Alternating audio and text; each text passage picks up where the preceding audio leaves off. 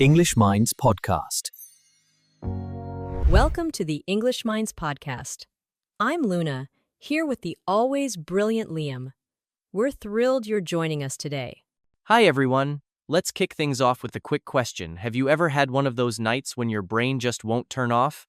You're lying in bed, staring at the ceiling, replaying something embarrassing you said years ago. Or worse, imagining everything that could go wrong tomorrow. Or when someone doesn't text back, and suddenly you think, they hate me. I'll die alone. Sounds familiar, right? It's like our brains turn tiny things into big dramas. Exactly. That's why today we're talking about something we all face. How to stop overthinking. It's like running on a hamster wheel, moving but getting nowhere. But don't worry, we've got practical tips to help you hop off that wheel and finally relax. And to make it even better, we've invited Lucy. She's great at explaining things clearly and always makes learning fun. She'll share how to quiet that overactive brain and feel more in control of your thoughts. Plus, we'll learn some awesome English phrases along the way because if we're taming overthinking, we might as well sharpen our English too. If you've ever been stuck in that endless loop of what ifs or should I have said that, this one's for you.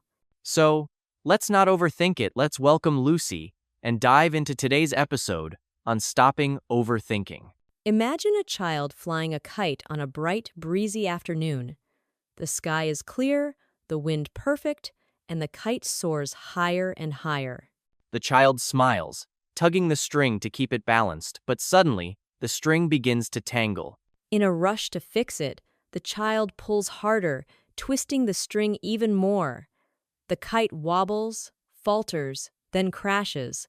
The fun turns to frustration.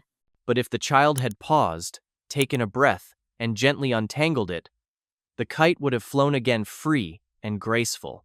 Our thoughts are like that kite. When they flow naturally, they lift us to new heights. But when we overthink, pulling and twisting too much, they tangle and drag us down. Overthinking traps us in the knot of what ifs and should haves. Like that child, we can learn to untangle our minds, and sometimes it starts with simply letting go. Life, much like the sky, is full of unpredictable winds, challenges, uncertainties, and decisions coming from every direction. It's natural to think about them, but overthinking begins when we try to control every gust of wind.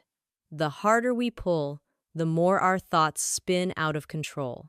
Emma, a college student preparing for an exam, learned this the hard way: sleepless nights, anxious thoughts, and no peace before it even began. Overthinking is a natural part of life. We can't stop thoughts from coming, but we can learn to surf them. Think of Stella, a young professional who overanalyzes every choice at work. After each meeting, she replays her words, wondering if she said the wrong thing. Should I have added more detail? What if my boss thinks I'm not capable? Waves of doubt hit her, one after another, leaving her drained. But when Stella chose to ride each wave instead of fearing it, everything changed. She stopped questioning every word and started trusting herself. She realized one meeting didn't define her. Riding the waves doesn't mean ignoring them. It means understanding they're temporary and choosing how to respond. Many think overthinking means being careful. I'm just preparing, they say. But really, it's not problem solving. It's spinning in a wheel that goes nowhere. Take James, an entrepreneur who spent weeks overthinking his new business plan.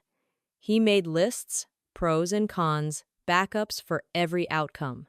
Yet the more he thought, the more lost he felt. Overthinking trapped him in indecision. He forgot that no amount of thought can ensure perfection. Life is uncertain, and sometimes imperfect action is the best step forward. Overthinking isn't solving, it's looping endlessly. It's like forcing the same few puzzle pieces together. Refusing to see new ones, you stay stuck, blind to the bigger picture. Why do we overthink? Usually, it's fear of failure, rejection, or the unknown. But here's the paradox. Overthinking doesn't shield us from fear, it amplifies it. Like trying to block rain with a colander instead of an umbrella. Letting go isn't giving up. It's accepting we can't control everything. Picture holding a jar of muddy water, shake it, and it stays cloudy. Set it down, and it clears. Our minds work the same way. When we pause, thoughts settle. Clarity comes when we stop stirring the mud. Still, letting go isn't easy, especially in a world obsessed with control and perfection. Social media makes it worse. We scroll through others' highlight reels and think, they're doing better than me. Those comparisons fuel the fire of overthinking. That small shift helped Rachel stay grounded and calmer. Another powerful tool is gratitude. At the end of each day, write down 3 things you're thankful for. Gratitude redirects your focus from what's wrong to what's right, breaking the loop of overthinking. Life will always hold uncertainty, but it doesn't have to rule us. Like the child with the kite or the surfer on the waves, we can learn to navigate thoughts with grace. Letting go isn't ignoring problems. It's trusting ourselves to face them. Take a moment. What thoughts have you been gripping too tightly? What would happen if you let them rest? Like that muddy jar of water. Could you trust yourself to handle life's waves without needing every answer right away? Remember, overthinking isn't who you are, it's just something you do. With patience and practice, you can overcome it. Now, let's look at some key words and expressions from today's episode. Tangle, to become twisted or knotted. Example: her necklace got tangled in her bag and took ages to fix. Falter, to lose strength or stability. Example: his confidence faltered during the presentation. Spiral, to move in a curve that grows worse or more intense.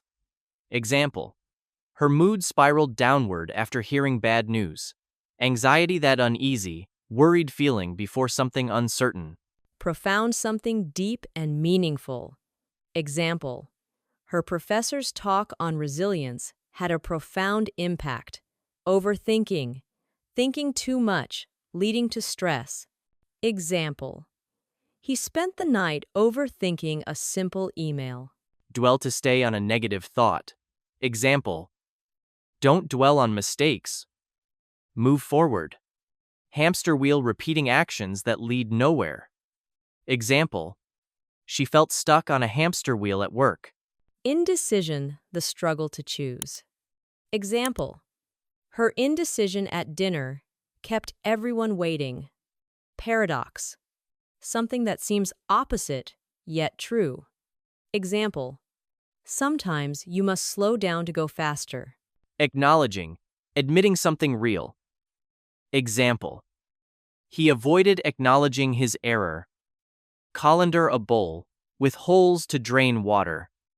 Example: she poured pasta into the colander. Thanks for tuning in to the English Minds podcast. If you enjoyed this episode, don't forget to subscribe and download the free PDF. It's filled with today's tips and key phrases to help you reflect and practice. And remember, progress takes time. The more you listen and practice, the more confident you'll become. We're here each week to guide you on your journey. Until next time, take a deep breath, trust yourself, and keep making those leaps toward better English and a calmer mind. Bye for now, and as always, happy learning. Your progress doesn't stop here. Keep going. Click the next video or explore more lessons we've carefully chosen just for you.